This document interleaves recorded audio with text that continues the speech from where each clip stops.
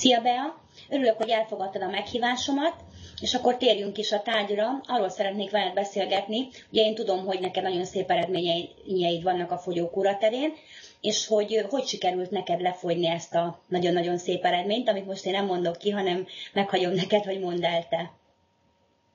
Szia Éva, köszönöm a meghívást. Hát az eredmény az végérvényesen 30 kiló volt, amit hát mindösszesen 11 hónap alatt sikerült lefogyni. Ez annak is köszönhető, hogy azért én nem voltam már a második felében annyira szigorú, mint kezdetben. Most, hogy történt? Hát Herbalife termékeket használtam, a séket és a rostot kezdtem használni a legelején, és 3 hónap alatt 14 kilót fogytam vele. Aztán más termékeket is fogyasztottam, így többek között a Thermocompletet, ami ugye amikor leállt egy kissé a fogyás, akkor ez rásegített. Aztán fogyasztottam az Instant teát, a Maxot is. Tehát több Herbalife terméket is, ami nem kifejezetten a fogyókúrához kapcsolódik, de az egészségem szempontjából mindenképpen segített.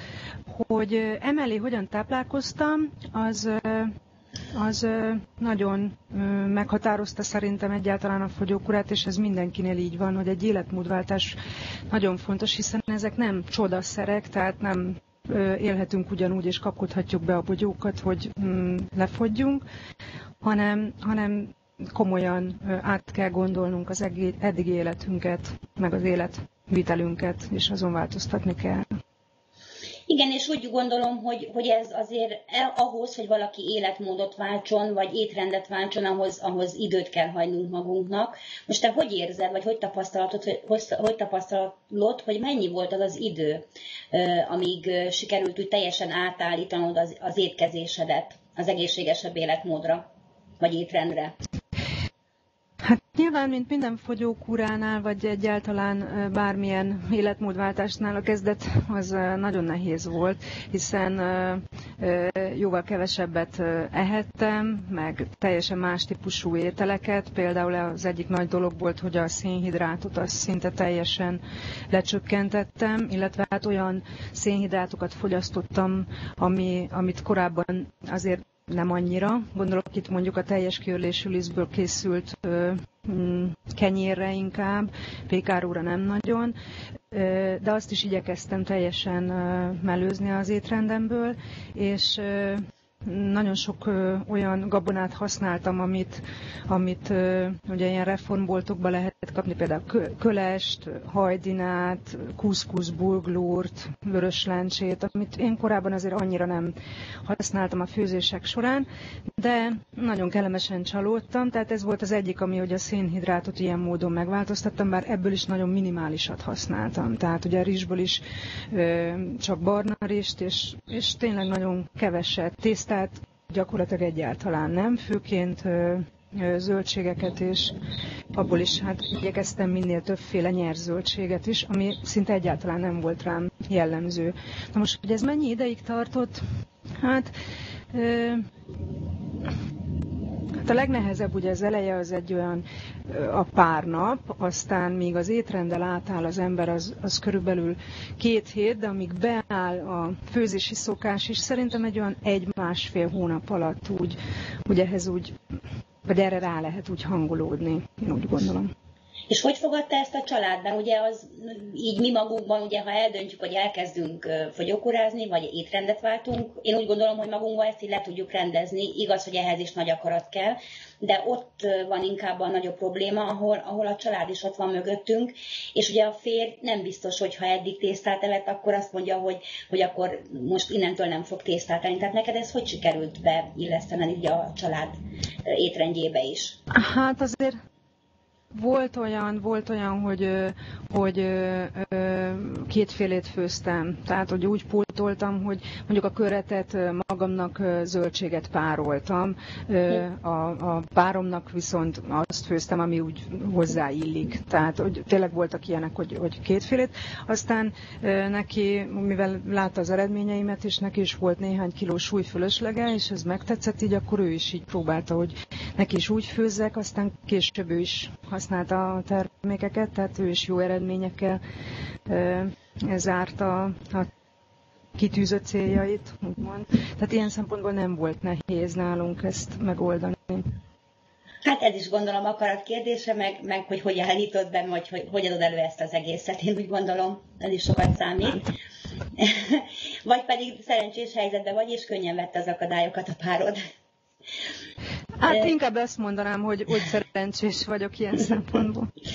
Akkor még egy kérdésem lenne, hogy ugye nagyon sokunknak probléma az elején a folyadékfogyasztás is. Nagyon sokan szinte fél liter vagy 1 liter vizet sem isznak meg egy nap. Ez nálad gond volt-e, és hogyha igen, akkor hogy tudod ezt megoldani? Igen, gond volt. Szerintem a legtöbb embernek ez gondot jelent. Nem nagyon ittam én sem elég folyadékot. Azt sem mondhatnám, nem nagyon voltam üdítős. Tehát el sem mondhatnám, hogy olyanokat ittam. Inkább az, hogy szénsavas ásványvizet viszont igen. Vagy, hát ugye szülés után nekem nagyon nagy volt a folyadék igényem, ugye a gyerekszoptatás miatt, és utána fokozatosan ez visszaszorult, és inkább rendszertelenül ittam. Tehát volt, amikor ugye többet, volt, amikor kevesebbet, és ezt, hogy a napi folyadék mennyiséget megigyam, ezt azért úgy kezdetben nagyon nehéz volt beállítani, de aztán tényleg sikerült, és még a szükségletnél többet is ittam, főleg nyáron, de különben is. Tehát úgy megszoktam, hogy rendszeresen vizet igyak, és tiszta vizet. Tehát meg én teát ittam, zöld teát mellé, tehát ez olyan megszokottá vált. Azt szeretném még megkérdezni tőled, hogy a reggeli probléma volt. Tehát nagyon sok embernek ez is gond, hogy elindul a nap, rohanunk, és akkor kimarad a legfontosabb étkezés, ugye a reggeli. Hogy nálad ez hogy volt, és hogy változott? Hát régen így volt valóban, én is dohányoztam, kávéztam, és ez a tipikus nem reggelizek és rohanok munkába, majd délután valamikor ettem valamit, ez volt a jellemző.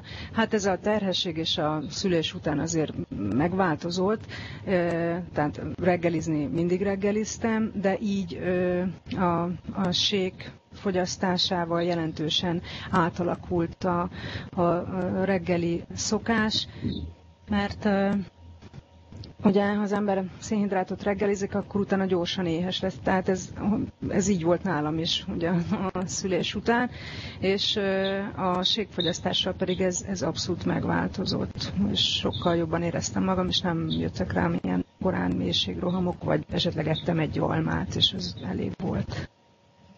Oké, hát én nagyon szépen köszönöm be, hogy elmondtad a saját tapasztalatodat, és én további jó egészséget és sikereket kívánok neked, és minden kedves hallgatónknak. Köszönöm szépen, Bea! Én is nagyon köszönöm, és minden jót kívánok és mindenkinek. Szia!